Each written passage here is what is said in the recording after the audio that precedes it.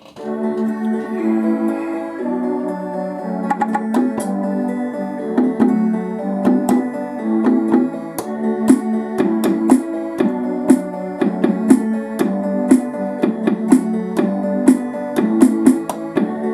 talking with your buddy Shane D.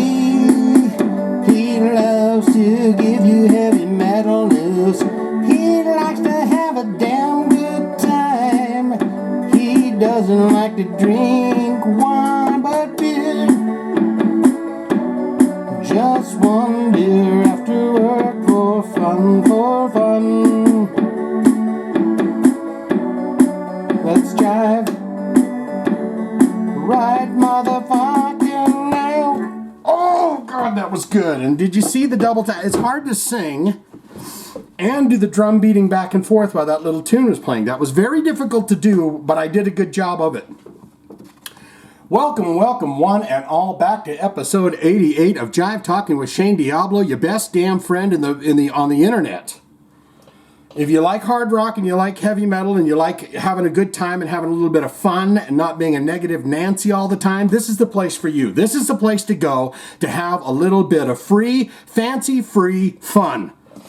Was that a little aggressive? I felt like that was a little intense there.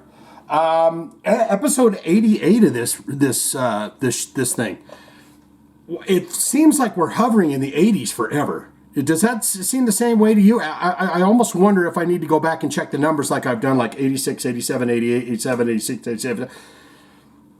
But we're on episode 88 here. If you want to be part, we do your comments at the end of the episode on the stories we did previous episode. If you want them to be seen, and you're listening on Spotify or watching on Spotify, you got to go to the YouTube video and then put your comments there. We're going to get right into it. This guy right here, there's Josh Homme. This guy looks French, doesn't he? Like he's going to, if the minute his mouth opens, he starts to say something, he's going to go,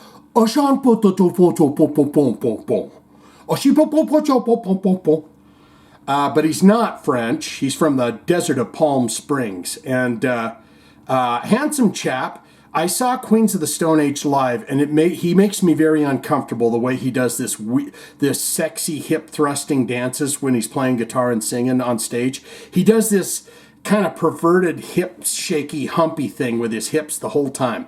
If he's not taking a big huff off a cigarette, he smokes a pack on the stage. He's over there doing humpy hips. But Josh Homme thinks it's a little cunty when bands don't play their hits, and I agree with that. Have you ever been to a concert? I did a little YouTube short on this. Have you ever been to a concert where you were psyched for it, and then when you got there, they didn't play any of the stuff that you wanted to hear? Well, Josh Homme, he's about to bust your pelvis on this one. Queens of the Stone Age's frontman Josh Homme says that it's a little cunty when certain music acts don't perform their big songs in concert. I hope he names names. The 50-year-old musician, he's my age. He looks way better. He's in way better shape, maybe not lungs, but way better shape and way handsome. And he's my age. I thought he was older. On the topic of bands not playing their most popular tracks while discussing how he puts together his band's set list during an appearance appearing on the Tuna and Toast with Stryker podcast.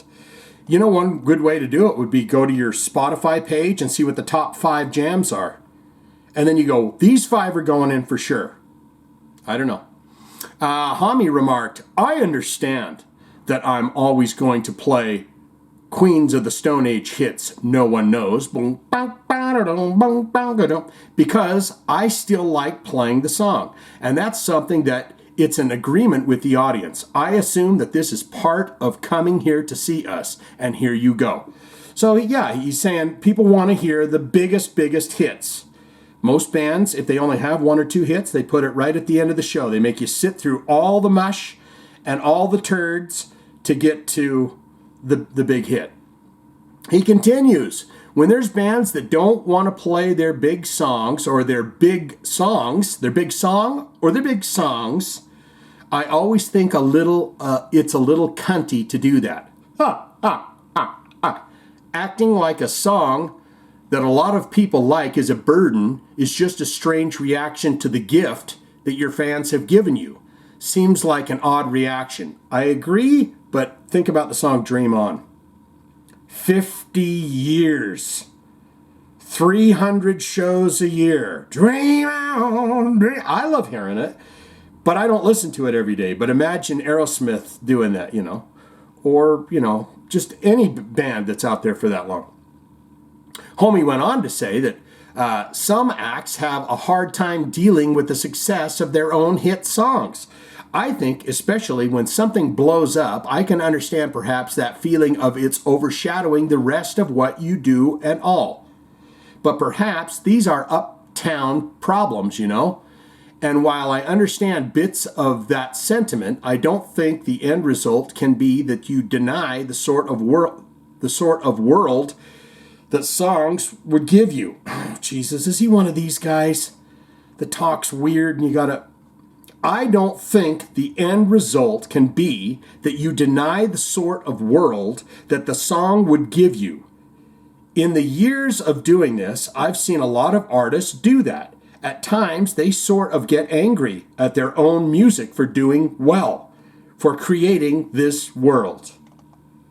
He continues, I don't know, having fans is a cool thing, and they want stuff. And when it comes to playing the stuff they want, I feel like that's why this is happening, right? You guys are all here because you want to hear some stuff and also have no idea what's going to happen. And you need to have that basic food group in order for me to surprise you too. Surprise requires knowing some constants are going to happen, I agree with all of that. What I could understand of what he has written, I agree with it.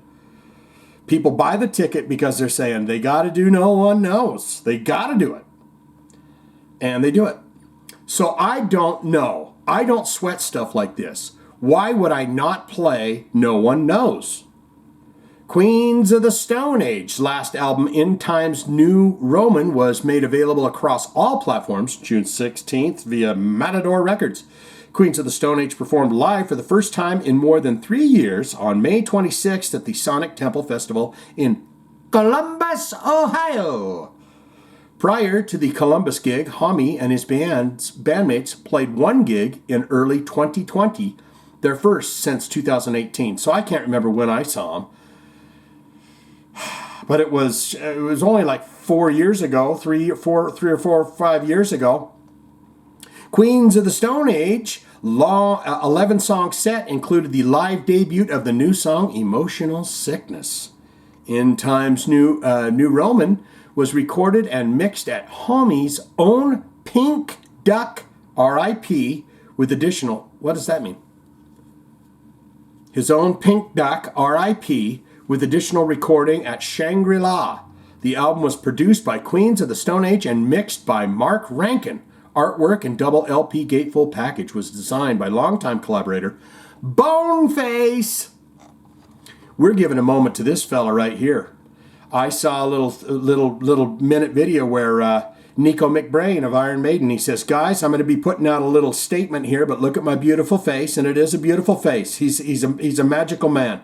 He's got a wonderful personality. He's an amazing drummer, and he's got a good face there. He says, hey guys, it's me, Nicko, the good-looking one in Iron Maiden. Put your sexiest member. Who's the one that when you lay down naked in bed at night, you're thinking about in Iron Maiden? Put that in the comments. So he's going to announce that he suffered a stroke in January, and they're out there right now playing shows. So this is a good thing. Iron Maiden's Nicko Mcbrain has revealed that he suffered a stroke earlier this year. The 71-year-old drummer shared the news of his health setback in a statement posted via Maiden's official website, indicating the episode left him paralyzed down one side of his body and worried that his career with the band was over. And he's out there doing it. So, and didn't Bruce Dickinson smack him in the head with a gong? Great, Bruce. Well done. McBrain's statement reads as follows. I hope this message finds you all well. The reason I'm writing to all today is to let you know of a very serious health problem that I have been through. In January, I had a stroke. Thank the Lord, it was a minor one, referred to as a TIA.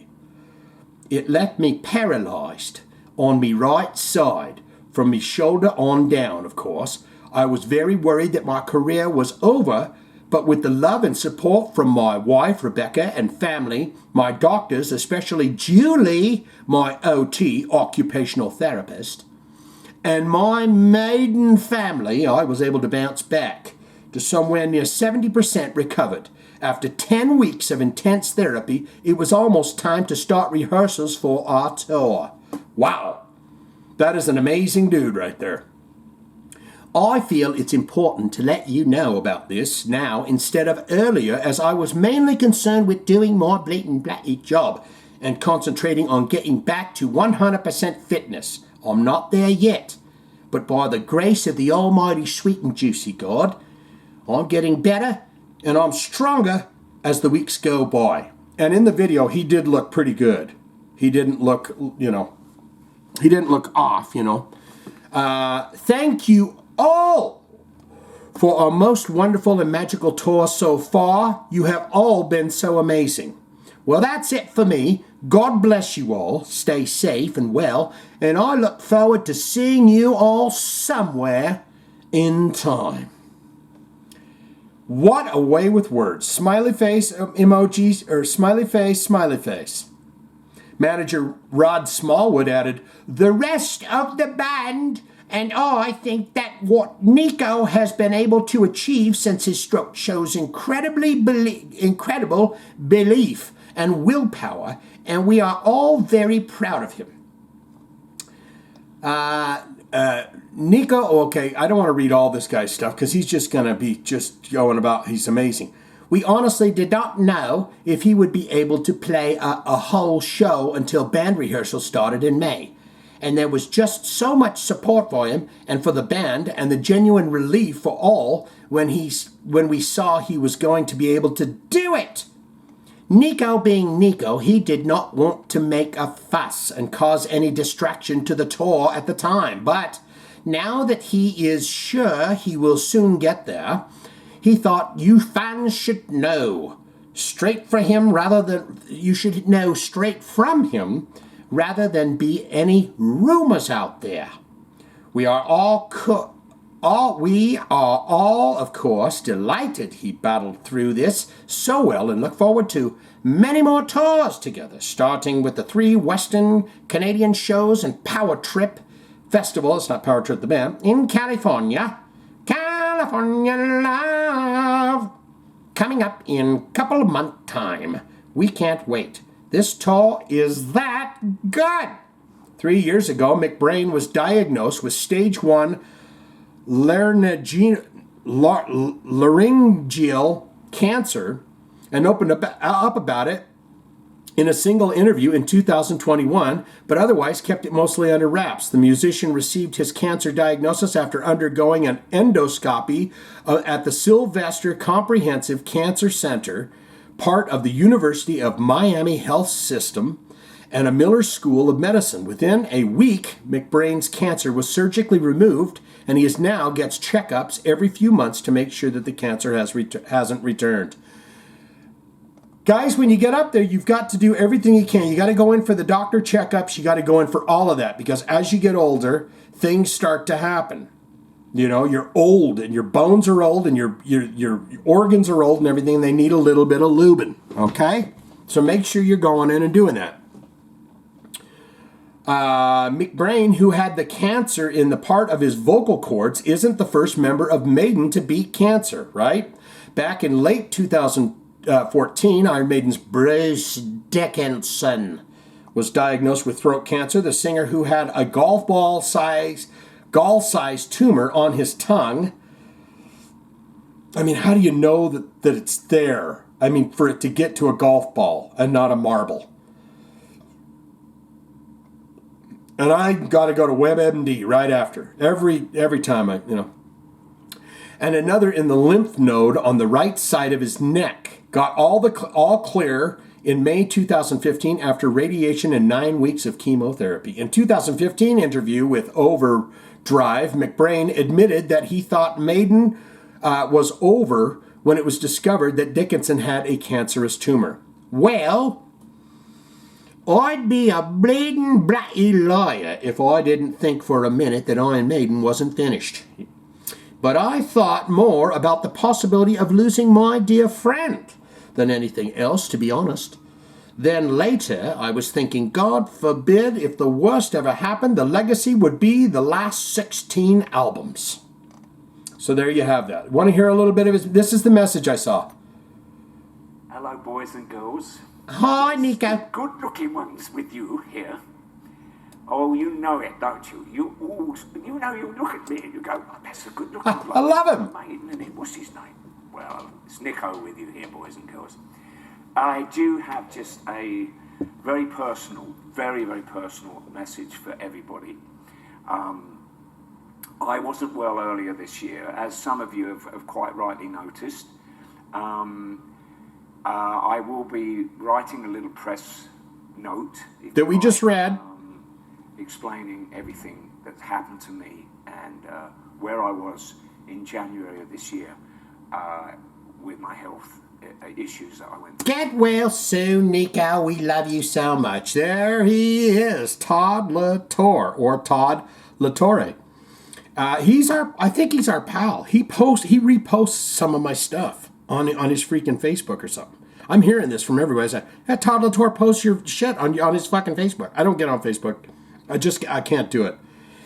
But freaking Todd La Torre, we love him. He's going to warn us, though. He's got a warning about deepfakes, AI technology deepfakes. And we need to pay attention to this.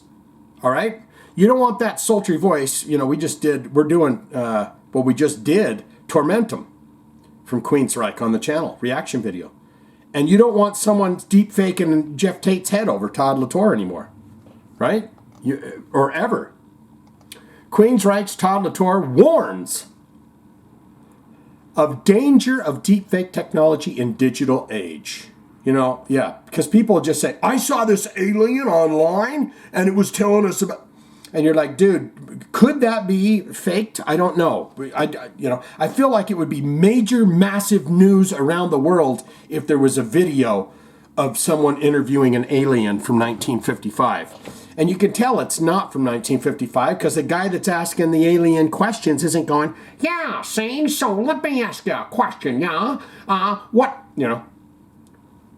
It's just, okay, so I digress. Here we go. In a new interview with Face Culture, Queensryche singer Todd La Torre talked about the deepfake technology, one of the most worrying fruits of rapid advance in artificial intelligence, that's AI, which allows those who wield it to create audio and video representations of real people saying and doing made-up things.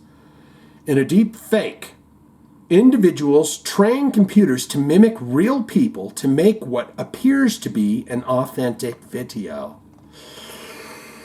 La Torre said that it is clear that when used by nefarious actors, synthetic AI-generated media can pose a significant risk to individuals, businesses, and societies more generally. I agree with this.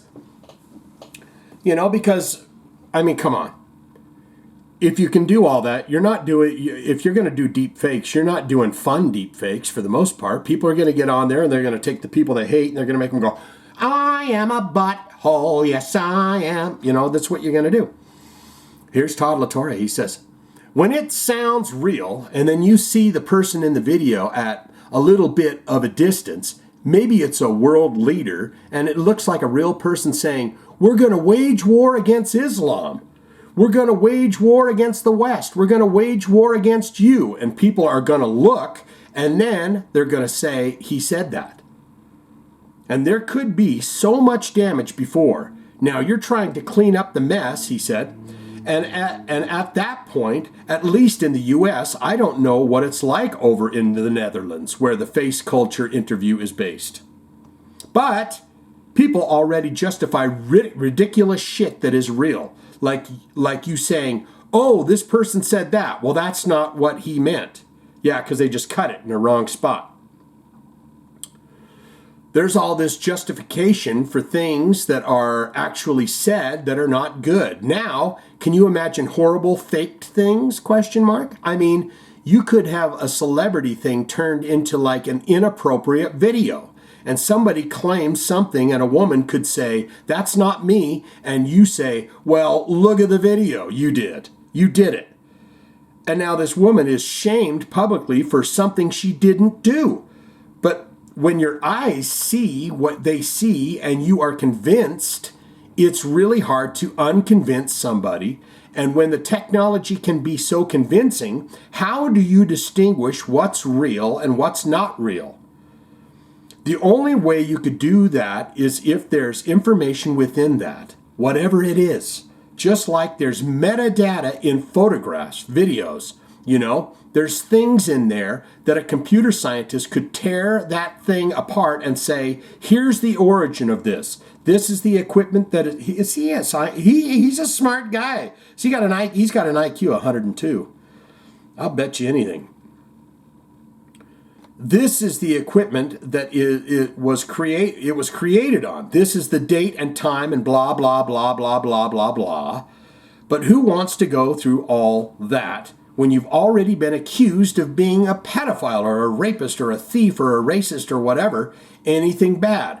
So that can be really scary. A couple things that I'll say about this is that, people love to go, that's bullshit. That's bullshit. So I think there's going to be a lot of people that make deep fakes and everyone go, by the time they post it online, you go and look in the comments and say, bullshit, bullshit, bullshit. I saw this alien thing about everyone's going, oh my God, what is this? Look at this, And I was like, that is pretty creepy and weird. What is that? You go in the comments, it's SpaceX. Their rockets are coming back down because they don't shoot them off into the ocean and let the whales eat them. They reuse those rockets. So then you go, ow! Now, I'm not saying aliens aren't real. I'm just saying that, proof is in the pudding, baby. The proof is in the pudding. La Torre went on to say, is it all right? I mean, I'm going to bounce back and forth from La Torre, whenever I'm feeling like it. If I feel like I'm a little south of the border, I'm going La Torre. La Torre went on to say that AI can't replace a live performance. Okay, you can have a hologram. No, that's for backing tracks. You can have a hologram. Well, it looks real, but it's not real, he explained. And people like to know what I'm watching. A musician plays his piano or his keyboard in real. This is the real guy. And no matter how simulated something could seem, human beings, we understand that human connection. He's just saying what I just said. And I don't think AI is going to be able to do that. But it kind of sucks where AI could. I'll give you a perfect example of AI. I saw a TikTok where someone put in jokes about Lars Ulrich. I typed in, write me some jokes about Metallica's Lars Ulrich.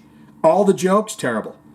I mean, they were okay jokes, but it was like, oh yeah, it doesn't have the juice. It doesn't have AI is going to be able to take everything it's got and lay it out, but it's not going to be the heart and the feelings. Does that make any sense? It can write you a tune, but you're always going to go, And I bet our brains will get so good at that. The minute you hear it, you'll hear 2 notes of it and go, it's AI. It's not even the real dudes. Or, And I think people will go, I want to hear real human beings doing real things. There's nothing I'm hearing musically from AI that I would give up listening to a set of guys. It's like vinyl records. People will get back to it. He continues here. There was a thing on a guy's channel. There was a thing on a guy's channel. Was it like The Man Show? And it was talking about AI.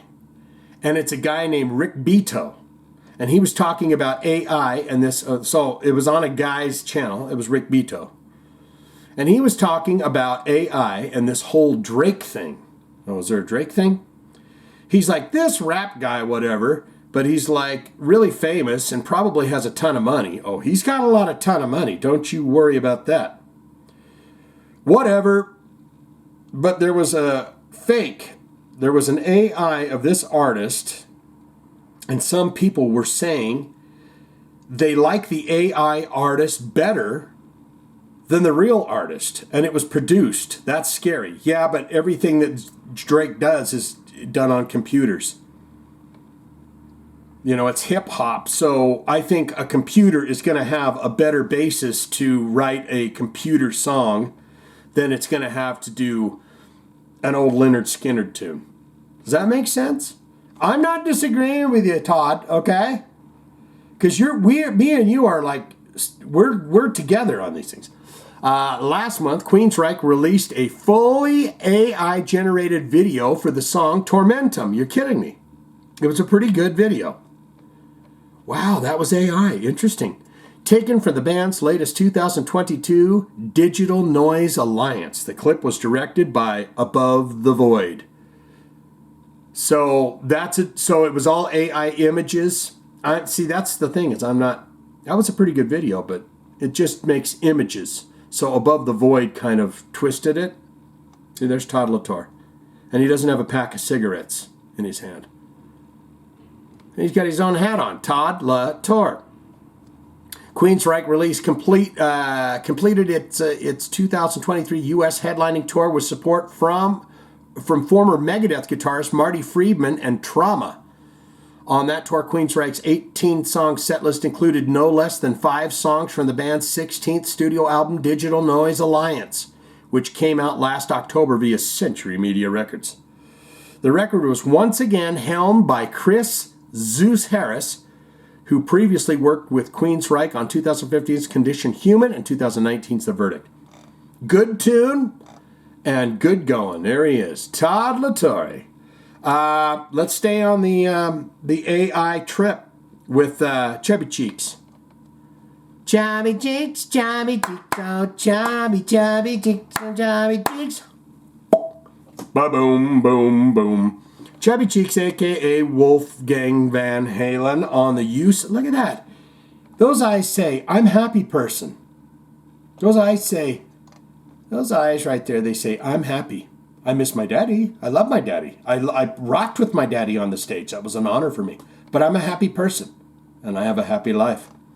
Wolfgang Van Halen on use of AI in music. When it comes to creative merits, I don't think AI can compete. Is this guy going to say what I have been trying to spit out for the last 5 minutes now? Let's find out. In a new interview with Primordial Radio from Van Halen bassist and current Mammoth WVH frontman Wolfgang Van Halen was asked if he thinks there is any place for artificial intelligence in music, particularly when it comes to the creative process. This guy's too creative. He literally writes all the music himself and then gets a bunch of goons to play it. He responded, I think when aiding in creation, sort of like that intelligent drummer thing from Logic, it can be helpful. But you saying you're using Logic Drummer computer program for your songs? It can be helpful. But overall, when it comes to creative merits and creative process, I really just don't think AI can compete. The only way it competes is by polarizing a combination of everything else that we've already done. Yes, that's what I'm trying to say. It's just taking everything that's been done before and twisting it up. So without us, it couldn't be. So when it comes to creating original sorts of things, no chance. This April, Universal Music had a song called Heart on My Sleeve, which used deep faked vocals from, this is the Drake thing, guys. This is the Drake thing that Mr. Todd La Torre was saying. Heart on My Sleeve, which used deep fake vocals from their artist Drake and The Weeknd. Removed from the streaming service, claiming in a statement that training of generative AI using our artist music was a violation of copyright law. In May, Avenged Sevenfold's M. Shadow said that he would love to have his voice cloned using artificial intelligence in order to create new songs. these actors, what they're doing is they're copywriting their voices and everything. So if they decide, I guess there's some movie where maybe it's the new Indiana Jones or something, Harrison Ford is like 40 years old in it. And so now these actors, they're copywriting their image, their look, and their voices, so they can't be cloned and just used in a movie unless they say, yes, you can. I don't want to show up and jump off a building. I'm Tom Cruise. Go ahead, make the movie with me in it, and then pay me for it. Let's see. M. Shadow to have his voice cloned, artificial intelligence, in order to create new songs. The singer, whose real name is Matt Sanders, was also enthused about the possibility, saying that AI can be incredibly useful for songwriters. M. Shadows went on to say that AI gives fans the opportunity to use the work of their favorite acts as a machine learning library to create their own songs. Pop singer Grimes, whose real name is... They love doing that, don't they? They love giving out the real names. Whose real name is Claire Bocher, recently said she would split 50% royalty on any successful AI-generated song that uses my voice. Same deal as I would with any artist I collab with. Feel free to use my voice without penalty, she tweeted. During a recent appearance on the Beer, Rum, and Rock and Roll podcast with host Randy Legault, drummer Gil Moore of legendary Canadian rockers Triumph weighed in on the debate about people using AI to create fake tracks and artist voices. He said, I love technology. That's why I'm involved with a software company now. But it's music-based, and so everybody in the music space is kind of up in arms about AI, and I get why. And here's my take on it. First of all, AI is inevitable. Even though Woz, Apple co-founder and US Festival organizer, he was? Steve Wozniak? Wow. Is part of the group that said we should hold back development for 6 months, and I applaud him. I wish that was possible. Maybe I'm more cynical than he is, but I don't think you can hold it back because the bad actors will not participate in any kind of holdback. Yeah. So all you'd be doing is holding back the people that are responsible versus the ones that are irresponsible. I agree. Number 2. He's got a take on number 2. Oh, this is his second take. Number 2. I think AI could be a creative tool for musicians to harness in the same way that mathematicians use calculators.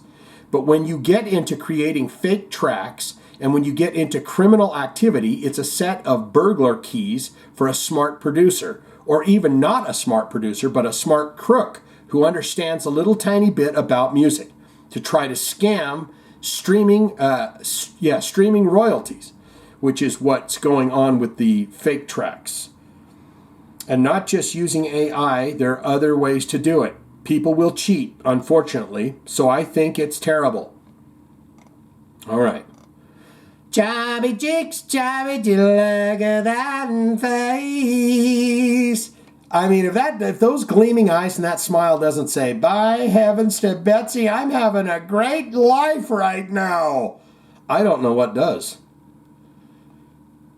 You know, wouldn't you hang up a big poster of that on your wall and just look at it every morning when you wake up and you say, God damn it, my life sucks. Everything about my life sucks. You get up and you look at that. You just start singing, Chabby Chicks. Corey Taylor coming in here, and then we're going to get into your comments. He says, man, oh man, I got to tell you, the new Pantera lineup, now it's not University, now it's not anything. Now it's the new Pantera. The new Pantera lineup is really doing the music justice. They sound incredible. I wanted to see what he had to say. Slipknot frontman Corey Taylor has weighed in on the fact that Pantera's surviving members Phil Anselmo vocal and Rex Brown bass have united with Zakk Wylde, Ozzy Osbourne and Black Label Society, and drummer Charlie Benante, Anthrax, SOD, for a world tour under the Pantera banner. Anselmo and Brown I guess we'll just read this. Anselmo and Brown, along with Wild and Benante, are headlining a number of major festivals across South America, Asia, North America, and Europe, and staging some of their own headlining concerts. They will also support Metallica. Have you ever heard of them? They got that song called, what was that one song? It's with Hush, Little Baby, Don't Say a Word. Great band. They got some good stuff there. On a massive North American stadium tour in 2023 and 24.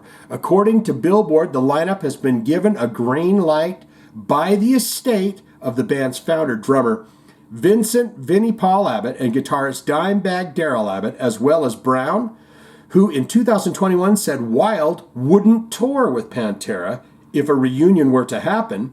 It's unclear what changed his mind. Taylor discussed his views on Pantera comeback during an appearance earlier today, Wednesday, August 2nd, on Sirius XM. Trunk Nation with Eddie Junk in the trunk. Asked if, have you had a chance to catch a performance from the new Pantera lineup yet? Corey Taylor says, I saw it at Grass Pop, man. Metal Meeting Festival in Belgium. Have you ever heard of that place? Belgium in June. I saw it, man. Because they were on right before us at Grass Pop just this year. And I hadn't seen them when they were playing in South America last December because we were flying in and out, so I didn't get to see them on that run. That South American run. And dude, me and my wife, you know her, she does the dance routines and stuff. She's kind of an acrobatic dancer. Alicia ran out to the front of the house and I didn't even care. I was like, I'm watching this. I was so stoked and my expectations were really high. I had high expectations for this. They were extremely high, dude. And they sounded incredible. I was so stoked. There's probably a bunch of fan shot video of me singing along. I'm sure if you got on your phone right now, you could find some footage of me. Just type in like Corey Taylor Pantera gig, having fun. Type that in there or something. Probably a bunch of fan shot video of me singing along and jumping around like an idiot. I was so stoked and they sounded so great. Dude, Phil looks great. He's having a great time.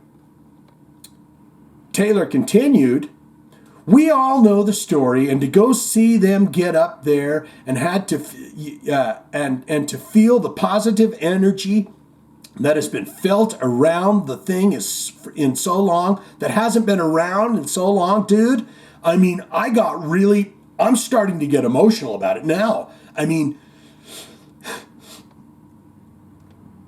it felt really good to see our buddies up there. And it is absolute honesty. Really doing justice. I mean, it sounds really, really, really good. A year ago, Taylor weighed in on the Pantera reunion during a previous appearance on Trunk Nation, where he was asked, where was he asked? Was he asked anything? Let's see what he says. It says, I know everybody in the current Pantera band. I knew everybody in the prior band. So it's interesting.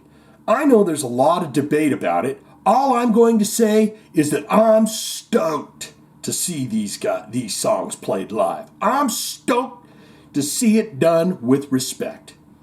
Whether anybody wants to admit that or not, these fans online, they want to admit this or not, you're talking about two dudes, Charlie and Zach, who not only knew the brothers from years ago, when before Pantera was even a thing. Corey continued, they were friends with those guys from when Pantera was still playing clubs. And they would go and hang out with them when those respective bands would go and play Dallas. They would go and hang out with those dudes. So then when Pantera becomes massive, lo and behold, they're touring with their friends, man. You can't get a better drummer than Charlie Benante. You can't get a better guitar player than Zach. to step into those shoes. Is it going to work? I don't know. But to say, well, guess what? He's already told us it's working. This is earlier. This is before he'd seen him in action. Remember, he missed all those shows in South America and Asia and Russia and everywhere because he was out doing his own thing. But now he's seen him. And he says, first of all, it's for anybody else to say except for Phil and Rex, because those guys, they were in the band. So let's just give them the benefit of the doubt and let's see what happens. Yeah, I'm hearing good things. People are saying they sound great and all that, you know. I'm not like a how dare you kind of a guy. I'm neither here nor there on Pantera for the most part. I had the first 2 records, you know, and so there you have that. In recent interview, live now. Okay, we're not going to get into that. We're going to get into your comments, everybody. It is that time for your comments. It's the best part of the podcast if you can make it this far. If you can make it this far, you can make it anywhere in life. Mike Buchanan coming in. It does say 7 comments. There's only 4 here, so somebody's stuff didn't get on. We're back at it once again. Movies that are bad, but we love them anyways. Today, I give you Attack of the Crab Monster, 1957. So the Crab Monster is going to look horrid. This one falls under the category of nuclear fallout and the effect on the sea life that were everywhere in the 1950s, most famously done by the Godzilla franchise. From the depths of the sea comes a tidal wave of terror when scientists get stuck on a oh God, this is going to be a tongue twister. When scientists get stuck on a shrinking island with intelligent and huge killer crabs. If you want to see a very young professor from Gilligan's Island, he was always weird, Russell Johnson, then this is the movie for you. You're going to think this is weird, but sometimes what I like to do, whenever I'm watching a show, I just watch one character. If they're in the scene, I'm laser focused on what them. He is weird on Gilligan's Island. And I know I've watched 3 or 4 seasons now. I watched it as a kid. I've been rewatching Gilligan's Island. It's almost like he's a reptilian, or he's missing a bit of personality. Does that make any sense? Get in the comments and tell me. Then this movie is for you. Okay. I do agree with Miss Althea on the Sharknado series of movies. For 6 years straight, we were blessed with some of the greatest bad movies ever made. It's my greatest wish to have but just one more Sharknado movie made before I die. That's all you want? That's good. That's all you want before you die is one more. And they got to do that for you, right? It's the only good thing to do, the right thing to do. Having a little break here, guys, okay? Bear with me, all right?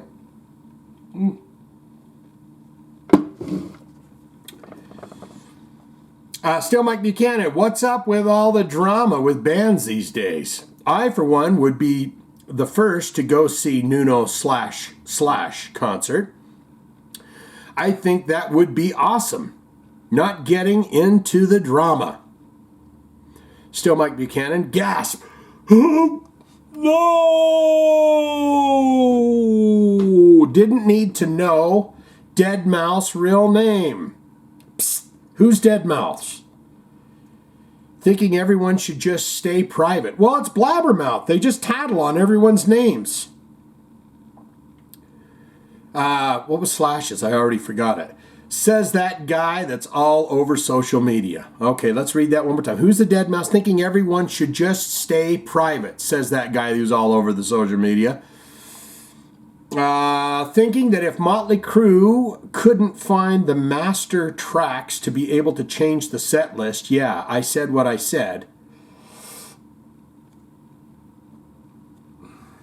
Yeah, okay, what was that? Yeah, that was Nikki Sixx talking to the dude about when the guy asked if he would put in another song. Hey, you going to put in some fresh songs from that stadium tour? He said, no, it's already in the computer.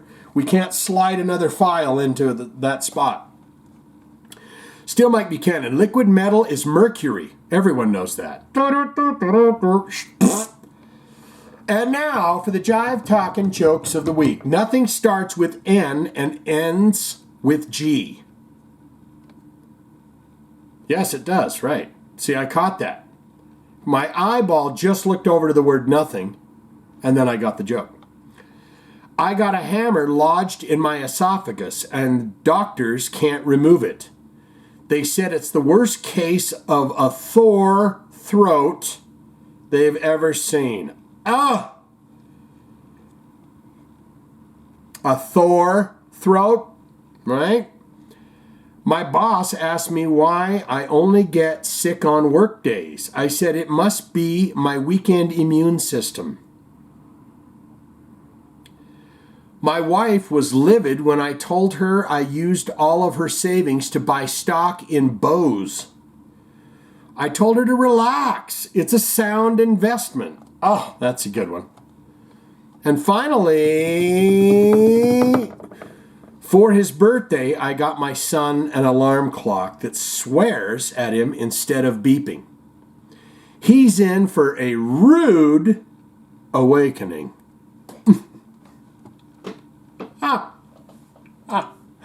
All right, Kevin Ortega coming in here. He's got some stuff. Nuno. Kevin Ortega on Nuno. Really not a fan of Nuno. Sounds like he was trying to retract his words when he got caught by Fortis. Yeah, that's the thing, is you got to speak before you hit that delete, Remember when they'd say, like back in the old email days when you were emailing people and stuff, and they would say, before you hit send, reread through it and make sure that you want to do it. If he's talking off the cuff with somebody in an interview and he says that, he probably didn't mean that I'm the only guy that could play with Rihanna, but it came out that way. Kevin Ortega on Sully. I'm with Miss Althea on this one. I don't really share my love life online, but best of luck to him. Anyway, I got rid of Facebook long ago. Okay, so he's talking about Sully Erna. Yeah, Sully Erna sharing his beautiful girlfriend. If you got a girlfriend like that, you want to go, hey guys. You can look at these pictures of her, but we're never going to go anywhere in public where you can get your dirty hands over there and go, hey, so you're Shane's new girl, huh? Kevin Ortega on Motley Crue. Pass, next one. And then he's got the little snoring emoticon. Kevin on Pantera. Not Pantera without Abbott Brothers, Dimebag and Vinny. I've no desire to see this lineup live. I don't even have satellite radio anymore. I think it's expensive and there's deals, and their deals are a joke. Also, just to be facetious, will they have the old 80s albums on Liquid Metal? That's a good point, too. Metal Magic, Projects in the Jungle, I Am the Night, and Power Metal. There was 4 of them? That's a very good point. Are they going to do those old records on there? I doubt it. And I would love for someone to get in the comments and tell me if they do, because I don't think so. Kevin Ortega on Tom Morello. Really cool he received a key to his ancestral home in Italy. That's a cherishing moment. Where do you put that in your house? On the mantle? In your man cave? Where do you put in the guitar? He's got a man cave and a guitar room. I'll tell you this right now. I watched some of those master classes. I watched the one with Oingo Boingo Man, and I watched a lot of them. I watched the Metallica one. But Tom Morello was really good because he shows you all of his tricks and pedals and everything. He is a very interesting player. He took that guitar and turned it into a different instrument. Kevin here. Thanks as always for this, Shane. I feel like I ranted more on this one, but I love these. Keep them coming. Cheers, brother. Well, and there's a reply under that. So that means we're counting 5 comments instead of 7, right? And you get a thumb because compliments get you everywhere around here. Miss Althea coming in. The dumbstruck fool says, Nuno Betancourt. This is the Nuno Betancourt / Richard Fortus feud. I think the argument debate should be settled by Rihanna, singing a few Guns N' Roses songs. Oh! Clapping all over that. Then let's see how far artistic license and the ability to adapt can go. She hit that one. Miss Althea on Soli Erna. All the best to him and his love life. But I'm sorry, social media announcements about such things from celebrities, especially rock stars, just make me put the bets on the table as to how long it will take before there is a follow-up about a divorce. Yeah, that's the problem with that Facebook and and they say, dear, you haven't changed your settings to, engaged. And he's like, what are you talking about? I haven't engaged to you yet. And then 2 months later, it's like, hey, why does that always pop up like that? Like it's a big, you should be able to change those settings or whatever. Not that I've ever done it, but you should be able to change those settings without it announcing it to the damn world. That's why everyone wants to do it. That's why everyone wants to, hey, babe, your Facebook says you're still single. And, a couple of guys over here, they're really bothering me about your phone number. And since we're together, Miss Althea on Nikki Sixx Motley Crue. Please stop. Either that or just buy a bundle of karaoke tracks so y'all can change up your tired old set list without having to put any effort into it. Mentally or physically. Yeah, because he says we're in the I don't give a shit phase of our career. Which I'm sure John 5 loves that, right? Just makes him feel good to go, oh, I didn't, when we were having the beach blanket bingo party and Tommy and you guys were hanging out right before they told Mick he was out. He wasn't saying, we're in the we don't give a fuck phase of our career, right? Or maybe he was. Pantera's, Miss Althea on Pantera's Liquid Metal Takeover. No real comment on this. However, I will say that I love how on every SXM show, Eddie Junk in the Trunk, thank you for that, Eddie Junk in the Trunk hosts, he does nothing but spend the first 10 minutes plugging every show he hosts. It's just a fraction of what I do every day on the radio. So go and listen to the SiriusXM app. If you don't have it, it's just a fraction of what I do every day.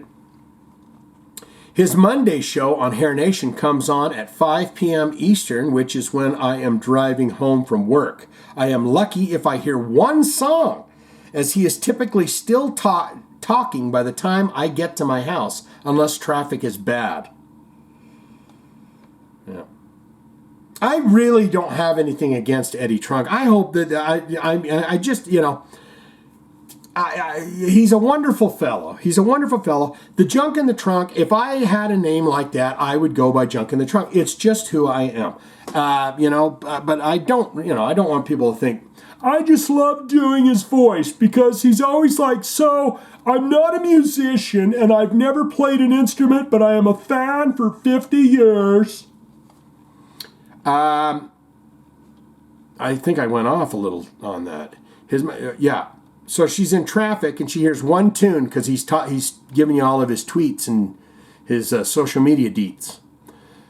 Miss Althea on Tom Morello. As they say on the Miss Universe pageant, would you like an interpreter? I married into a half Italian family. So good on him for the hometown recognition. Ciao, Italia. Now bring me a cappuccino and some what? Tiramisu? That sounds Asian. Tiramisu. Am I saying that right? Miss Althea, I again endorse Mike B's bad movie recommendation of Sharktopus. It is indeed a modern-day stinker. Can you really go wrong with a shark genetically spliced with anything? However, in my opinion, nothing will ever outdo Sharknado's franchise when it comes to the subject matter. There you go, Miss Althea with your heart, and Sticky Doll coming in. They haven't come in a while. You got to check them out. Sticky Doll on the Facebook and Instagram and stuff. It's crazy. You know, if you're into peyote, have some of that before you check them out. Sorry, Nuno, Rihanna doesn't play any punk.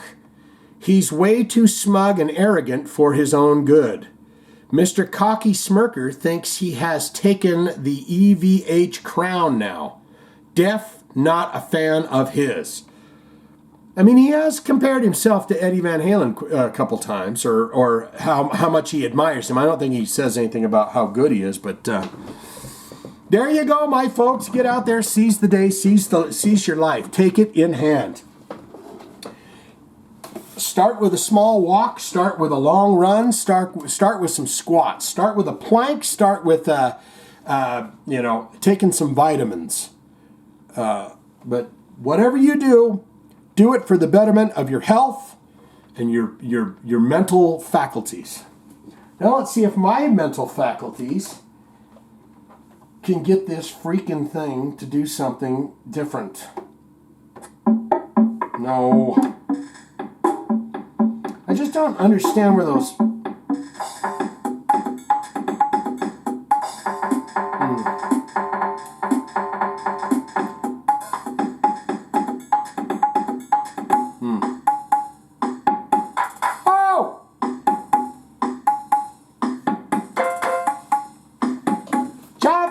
Motherfucking jive talking time.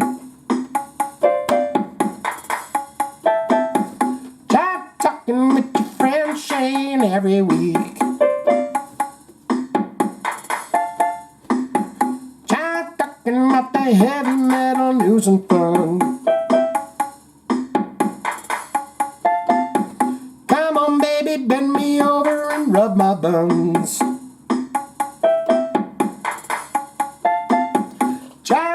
With your friend every week, honey child. Jive talking with your buddy pal every week. It's so sweet